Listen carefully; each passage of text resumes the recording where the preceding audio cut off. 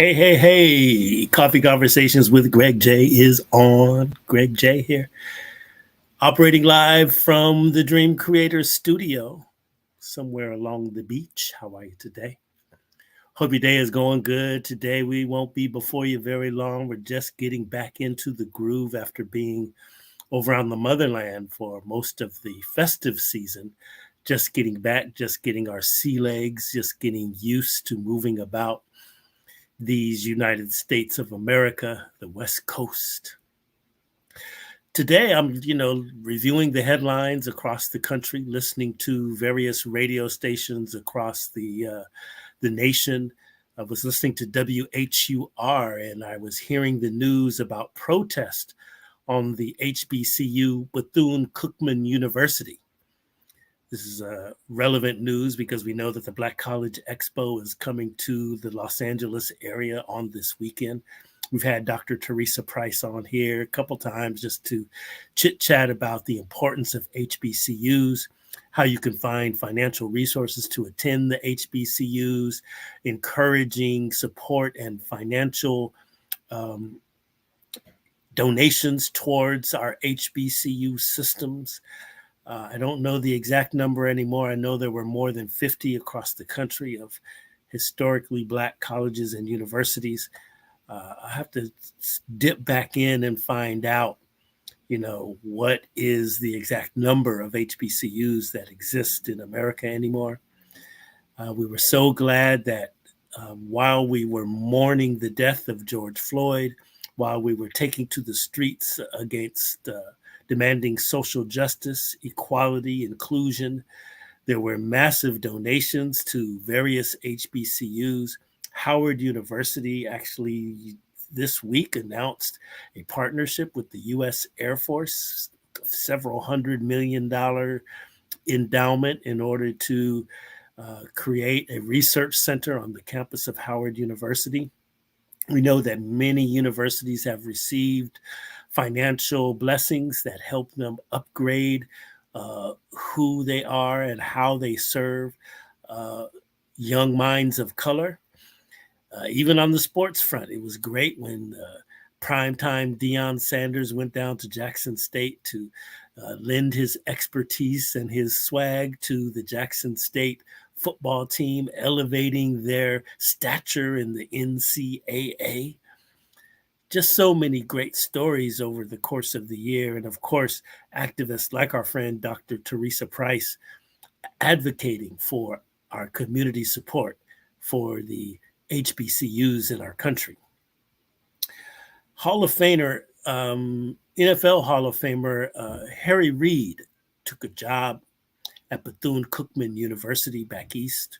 This is the story that I heard on WHUR, Howard University's radio station. Took the job. The school was very happy because the Hall of Famer coming to coach the football team would again go ahead and elevate Bethune-Cookman's football team to higher standards, higher heights in the whole NCAA football, scope. Harry Reid gets to the college to start his day. He finds that his office hasn't even been cleaned from the previous coach, just unkept. He meets with students. He finds students complaining about dormitories in disrepair, mold in the walls, rats, roaches, just exceedingly bad circumstances on campus there at Bethune-Cookman University. So he takes to social media. You can go out there, just go ahead and search for Bethune-Cookman University. You'll see the backup to this story. It takes to social media, it goes viral.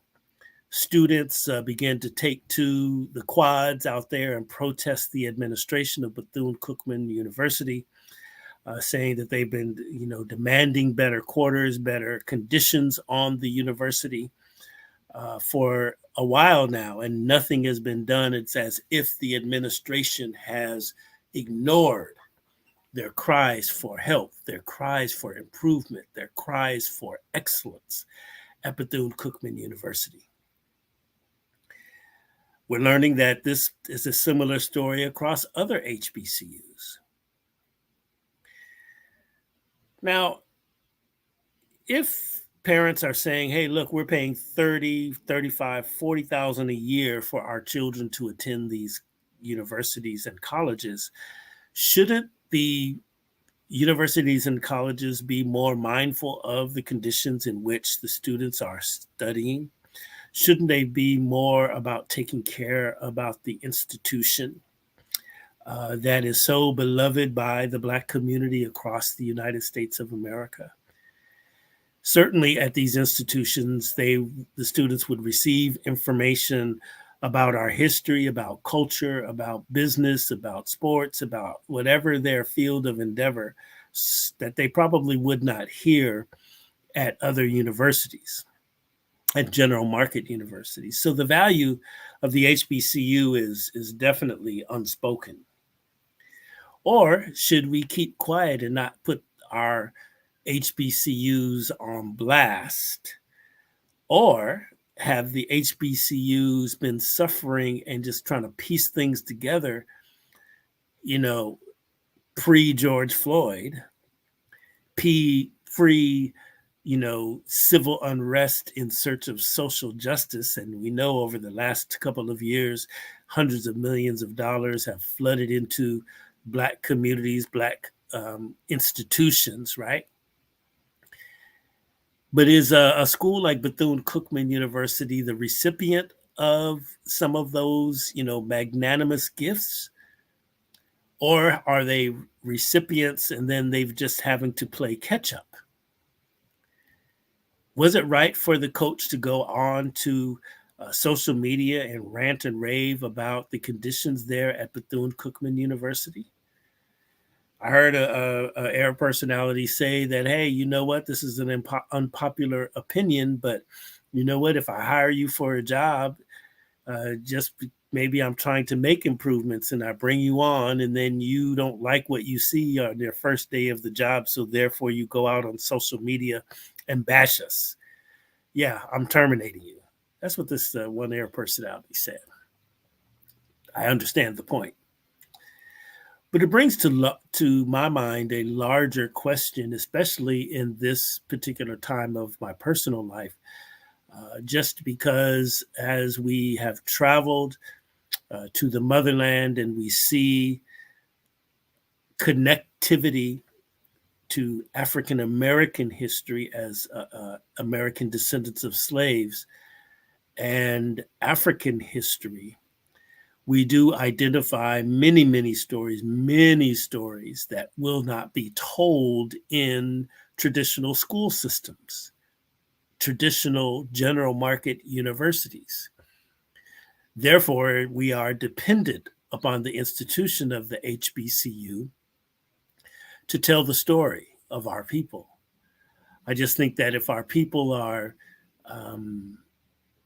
informed about our history, our connective tissue to the motherland, the depth and breadth of the transatlantic slave trade, the heroics of struggle icons, not only in America, but across the diaspora, I think that the African American student will be more well-rounded in their perspective socially. At the same time, is this a byproduct of neglect on behalf of the administration of Bethune-Cookman University and others? Are administrations neglecting the school and what is needed?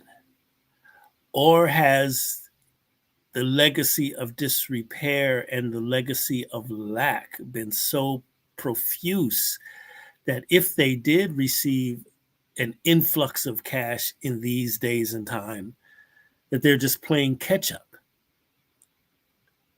trying to repair years of disrepair, years of neglect? What do we as a community want to do? What do we need to do? What do we need to do to commit to better our HBCU system? This is what's on my heart this morning.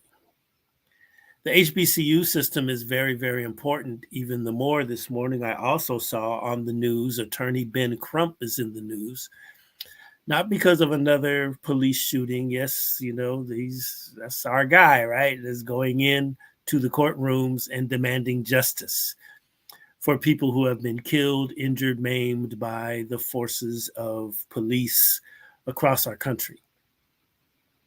This time, he's threatening to sue the state of Florida because Florida has decided that they wanted to ban or block African American history courses, which are electives and they're college prep courses. They're saying there's no need to teach African American history to students, which actually, by the way, is an elective, so they can choose to take the course. But Florida's saying, no, we don't want this in our system, in our curriculums at any cost. Here we are again, where the general market is telling us that they do not want to have an accounting of history. An accounting, people are, I guess their feelings are hurt. They're tired of being blamed, I suppose, of what happened in the past. Well, I see your point, sort of. But you have to understand also that this history that we are talking about, African American history, is important. If we are talking about the great United States of America, African American history is essential to the growth and the exposure and the depth and breadth of the history of this country. It happened. Just spending time now in West Africa, a significant amount of time, we saw the slave dungeons built by the British, built by the Dutch, built by the Portuguese. We walked the dungeons, the male dungeons for slaves, the female dungeons for slaves. We saw the secret stairways from the governor's quarters down into the female slave dungeons where he could pick and choose and bring the slave woman up and have his way with the woman. We heard and saw the documentation of children born out of those rapes were also kept in a more favorable position inside of these different slave dungeons. We saw the doors of no return. That is the door through which the slaves walked and got out onto the ships that were bound to the West Indies, the Caribbean, South America, United States of America. For 400 years, this went on. Massive facilities, which give you a perspective of how large the financial institution of slavery, chattel slavery, was in that day and time. Landing on the shores of Virginia. You go back and you can all, if you're an American descendant of slaves, you can all go back. You got people down south, right? You can go back a couple of generations. You know about the lynchings that were whispered about in our family gatherings. We know about Tulsa. We know about countless massacres all across the United States of America. We know about redlining. We know about sundown towns. The history goes on and on and on. And there is a great segment of America that does not want you to know about those histories. They want to silence the history of our people.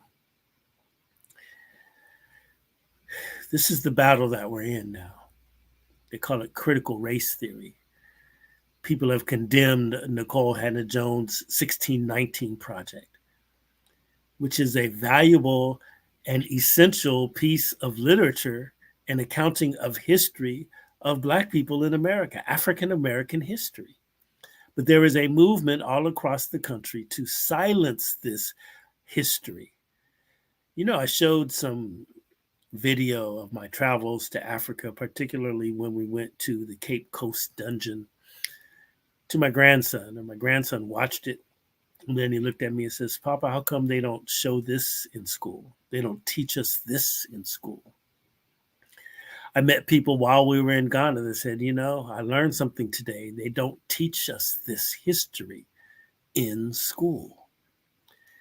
And the reason they don't teach it is because there is a active and influential movement to keep these elements of history out of the minds of the general population.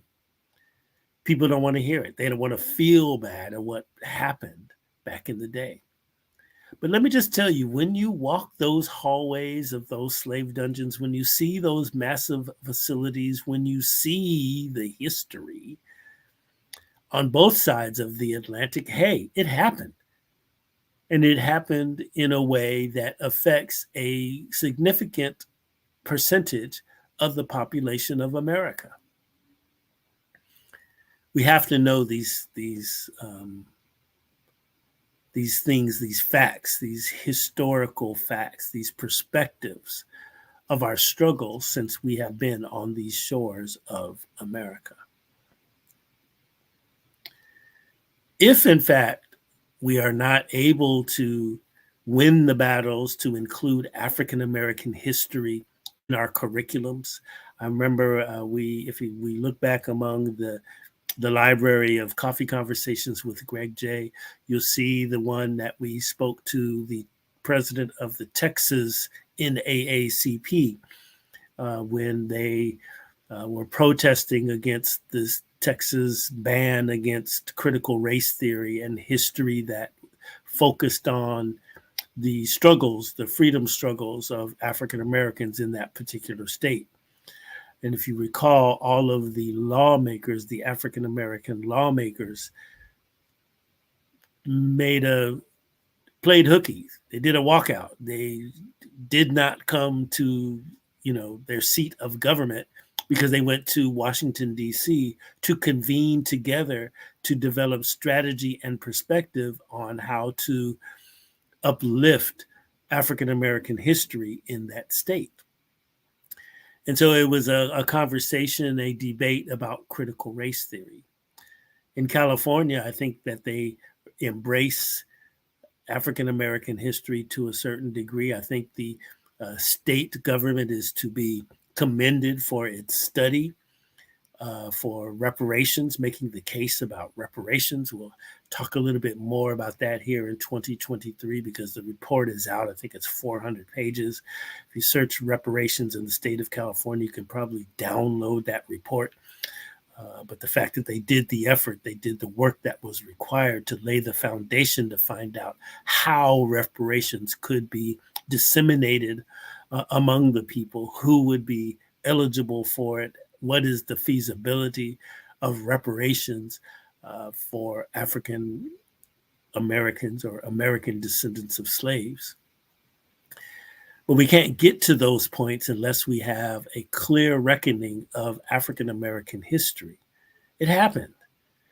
I don't think it's really to make people feel bad. I think we could probably be a better, a stronger community if we know our history, if we learn about our history, if the history is available. But I think that if the school systems, the matrix, the general market does not want us to learn about our history in the school systems, this is a propitious opportunity, in my opinion, for the church community to stand up, to have after-school programs where African American history is taught and shared. I know other ethnic groups in America have what essentially are after-school programs or programs where they're learning their history, their culture. Why can't we have that in our communities? I believe that the church has an opportunity to be a strong vessel of information with regard to African American history. We need it. The other piece of it is that I would encourage students and churches and charter schools and even public schools to try to organize trips to West Africa so that you can show students the full circle of our existence. Hit me up if you want to learn more. We can do that for you. Ben Crump threatening to sue Florida because they're banning African American history courses as part of college prep curriculum in the state. Students taking to the streets, their football coach, their famous Hall of Famer football coach, their brand new football coach, taking to social media because Bethune Cookman University is in a state of disrepair. People are outraged. I think this is all an opportunity for us to be self-determinate. How do we teach our history? How do we preserve our traditional higher learning institutions so that our history, our perspectives, we can take care of our own and uplift our own through higher education? African American education. Where are we? How do we help? That's the contemplation for this morning. Black History Month is February. It's coming up. We got a couple of great announcements for you. First of all, we got rained out. City of Inglewood King Fest. We were celebrating the life and legacy of Dr. Martin Luther King, one of the most famous freedom fighters. The world, the nation pauses every January to honor Dr. King with parades and festivals. And it's just a great time of community unity for us to get together and fellowship with all aspects of our community all across the country. Well, in Southern California, we got rained out. City of Inglewood. So we moved it to February 18th. We're going to be taking over Market Street down there. Same festival with music, great stages of music out there. We've got a great lineup, Noel Gourdine. We've got Food and Socks with spoken word. We've got the Real Band. We've got the Coyote Band. We've got and a couple of other surprises will be coming your way out there. Great music, a great time to celebrate community, to celebrate history, to be about our consciousness in Inglewood. That's February 18th. You can check our social media for information on that. We're going to go from 11 to 5. After that, about 6 o'clock, we're going to gather in Doolin's next door to have a little spoken word celebration. And also we'll be there to talk to you a little bit about traveling to West Africa if you're so inclined. All right, and that's February 18th. Save the date. February 23rd through the 26th, Hannibal Media Group, Beach City Radio, Dream Creator Studio. We have got Voices of the Diaspora, a Black History Month. We're celebrating Black excellence through arts and culture. We've got an art show happening at the Loiter Gallery, downtown Long Beach. Renowned artist Buena Johnson will be there. Shelton Gillis will be there. A few more other high-end, high-quality artists will be there. We'll be announcing those over the next couple of days. And keep checking our social media as we begin to share with you the essence of art and culture from a Black perspective. We've got the return of our ceremony, Celebrating Excellence, where we will be honoring people in the community who have demonstrated a level of excellence within the Black community. We are so happy to celebrate the family. So we've got Black Family Legacy. We are honoring different families around the Long Beach area who have a legacy of lifting up community, sacrificing for the community good, pushing the progress of community forward, forward ever, backward never. That's what's going on. The weekend of February 23rd, 24th, 25th is the Celebrating Excellence event.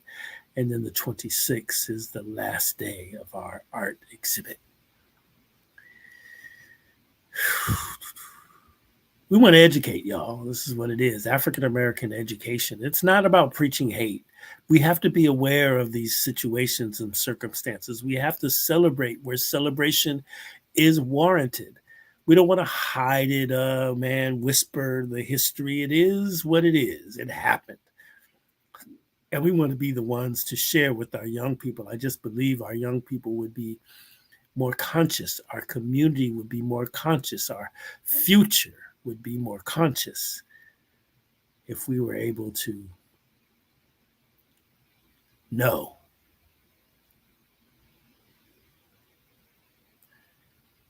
Without vision, the people perish, right? Knowledge is power. The most lethal weapon is the mind. Have a great day, y'all. Keep checking our social media. We're still getting our sea legs as we come back into America. So many things are happening. We want to uplift. We want to inform. We want to inspire. We want to innovate. This is what we're doing around these parts. We love you. Love one another. Speak positivity. It's a crazy time that we're in. It's violent in the land. Homelessness everywhere. Mental health everywhere. Angry people everywhere. And the only way that we can overcome this darkness is through love. So vibrate love, y'all. Love one another. Love one another. Love one another. Peace and blessings.